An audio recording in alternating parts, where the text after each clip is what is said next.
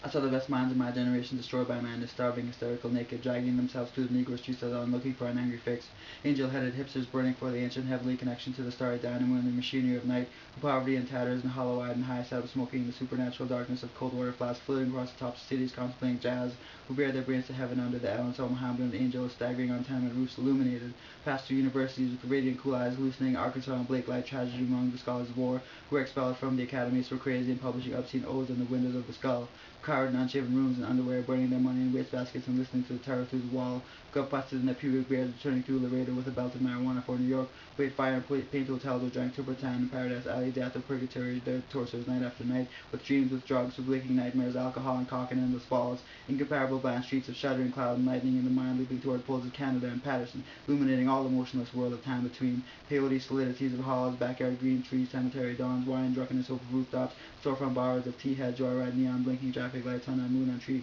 vibrations and roaring winter dust of Brooklyn, Ashcan, rantings and Kanking light of mine, who chained themselves to subways for the endless ride from Battery to Holy Bronx and Benzedrine until the noise and wheels and children brought them down, shuddering, moth-racked and battered, bleak of brain, all drained of brilliance in the dreary light of zoo, who sank all night in submarine light of Bigfords floated out and sat through the stale grey afternoon dust of Bugazis, listening to the crack of doom on the hydrogen jukebox, who talked continuously 70 hours from park to pad to bar to Bellevue to museum to the Brooklyn Bridge, a lost battalion of platonic conversations, jumping down the stoops, off fire escapes, off windowsills, off Empire State, out of the moon, yakking, screaming, vomiting, whispering facts and memories and anecdotes and eyeball cakes and shocks of hospitals and jails and wars, whole intellect disgorged and total recall for 7 days and nights with brilliant eyes, meet for the synagogue cast on the pavement, who vanished into nowheres in New Jersey, leaving a trail of ambiguous picture postcards of Atlantic City Hall, suffering Eastern sweats and Tangerine-born grindings and migraines of China under drunk withdrawal in New York's bleak furnished room, who wandered around and around at midnight in the railroad yard, wondering where to go and went, leaving no broken hearts, who lit cigarettes and boxcars, racketing through snow toward lonesome farms and grandfather night,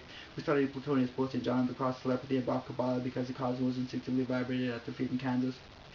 who learned it through the streets of Idaho, seeking visionary Indian angels who were visionary Indian angels, thought they were only mad when Baltimore gleamed in supernatural ecstasy, who jumped in limousines with the Chinaman of Oklahoma on the impulse of winter midnight streetlight, small town rain, who lounged hungry and lonesome through Houston seeking jazz or checks or soup, followed the brain spans to converse about American eternity, a hopeless task, and so took ship to Africa, disappeared into the volcanoes of Mexico, leaving behind nothing but the shadow of dungarees and the lava and ash of poetry scattered in fireplace Chicago, who reappeared on the West Coast investigating the FBI and bears and shorts with big pacifist eyes, sexy in their dark skin, passing out incomprehensible leaflets, who burned cigarette holes in their arms, protesting the narcotic tobacco haze of capitalism, who distributed super communist pamphlets in Union Square, weeping and undressing while the sirens of Los Alamos wailed them down and wailed down Wall and Staten Island Ferry also wailed, who broke down crying in white gymnasiums, naked and trembling before the machinery of other skeletons, who bit the Texans in the neck and shrieked with the light and police cars for committing no crime but their own wild cooking pederasty and intoxication, who howled on their knees in the subway and were dragged off the roof waving genitals and manuscripts, who let themselves be fucked in the ass by saintly motorcyclists and screamed with joy,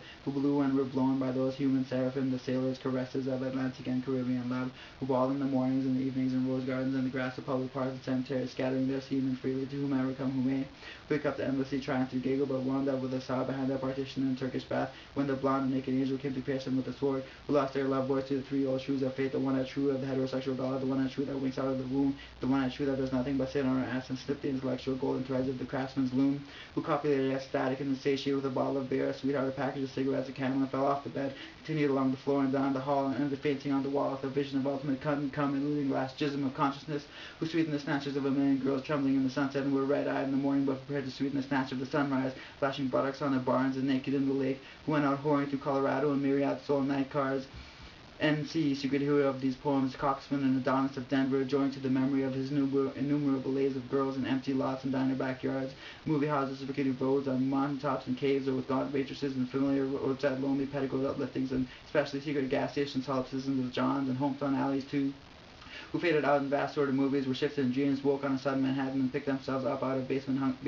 over with heartless tokay and horrors of Third Avenue iron dreams and stumbled to employment offices, walked all night with their shoes full of blood on the snowbank docks, waiting for a door in the East River to open a room full of steam heat and opium, created great suicidal dramas on the apartment cliff banks of the Hudson under the wartime blue flood of the moon, and their heads shall be crowned with laurel and oblivion, who ate the lamb stew of the imagination, or digested the crab at the muddy bottom of the rivers of Barry, who after the romance of the streets of the pushcarts full of onions and bad music, sat in boxcars, breathing in their darkness on the bridge, and rose up to build harpsichords in their lost, crossed on the 6th floor of Harlem, crowned with flame under the Berkeley sky, surrounded by orange crates of theology, scribbled all night, rocking and rolling over lofty incantations which in the yellow morning with stanzas of gibberish, who cooked rotten animals, long hard feet, tail, borscht, and tortillas, dreaming of the pure vegetable kingdom, pledged themselves on the meat trucks looking for an egg, who threw their watches off the roof to cast their ballot for eternity outside time, and alarm clocks fell on their head every day for the next decade, who cut their wrists 3 times successfully, unsuccessfully, gave up and were forced to open an antique store where they thought they were growing old and cried, were burned alive in their innocent brown suits on Madison Avenue amid blasts and leaden verse and tanked up clatter of the iron regiments of fashion and nitroglicerin streaks of affairs, advertising,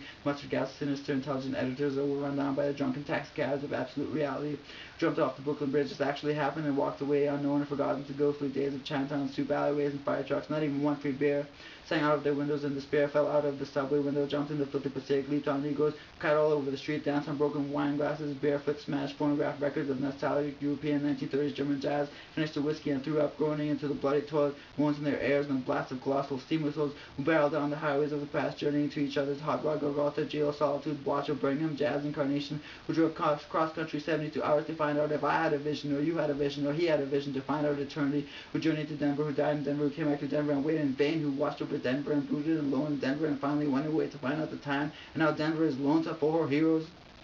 who fell on their knees in hopeless cathedrals praying for each other's salvation and light and breast until the soul illuminated its hair for a second, crashed through their minds in jail waiting for impossible criminals with golden heads and charm of reality in their hearts who sang sweet blues to Alcatraz, who retired to Mexico to cultivate a habit, or Rocky Mountain to tend to Buddha, or Tangiers to Boys, or Southern Pacific to the Black Locomotive, Harvard to Narcissus to Woodlawn to Daisy Chain of Grave, who demanded sanity trials accusing the radio of hypnotism and were left with their insanity in their hands in a hung jury, who threw potato salad at CCNY lectures on Dadaism and subsequently presented themselves on the grand steps of the madhouse with shaven heads and Falcon speech of suicide demanding instantaneous lobotomy, who were given inside the concrete void of insulin, metrazole, electricity, hydrotherapy, psychotherapy, occupational therapy, ping pong, and amnesia, who in humorless protest overturned only one symbolic ping pong table, resting briefly in catatonia, returning years later truly bald except for a wake of blood and tears and fingers to the visible madman doomed with the wards of the mountains of the east, pilgrim states, rocklands, greystones, fetter halls, bickering with the echoes of the soul, rocking and rolling in midnight, solitude, bent, dolmen realms of love, dream of life, a nightmare of bodies turned to stone and heavy as the moon, with mother finally, last fantastic book flung out of the tenement window and last door closed at 4 a.m. and the last telephone slammed at the wall and reply on the last furnished room, emptied down the last piece of mental furniture, yellow paper roll twisted on a wire hanging under the closet, even that imaginary, nothing but a hopeful little bit of hallucination. Ah, Carl, while you're not safe, I'm not safe, and now you're really into the total animal soup of time, who therefore ran through the icy streets, obsessed with the sudden flash of the alchemy and the use of the ellipsis catalog of variable measure and the vibrating plane, who dreamt and made incarnated gaps in time and space through images, juxtaposed and trapped the archangel of the soul between 2 visual images, joined the elements of verbs and set the noun and dash of conscience together, jumping with sensation of paternum, deposed and eternadus, to recreate the syntax and measure of poor human prose and stand before his speechless, intelligent, and shaking with shame, rejected yet confessing of the soul to conform to the rhythm of thought in his naked endless head, madman, bum, and angel beat in time, unknown yet putting down here what might be left to say in time come after death, and rose, reincarnated in the ghostly clothes of jazz and the gold horn shadow of the band, and blew the suffering of America's naked mind for love into an Eli Lama, Salak Fanning, saxophone cried that shivered the city's down to last radio with the absolute heart of the poem of life, which had out of their own bodies good to eat 1,000 years.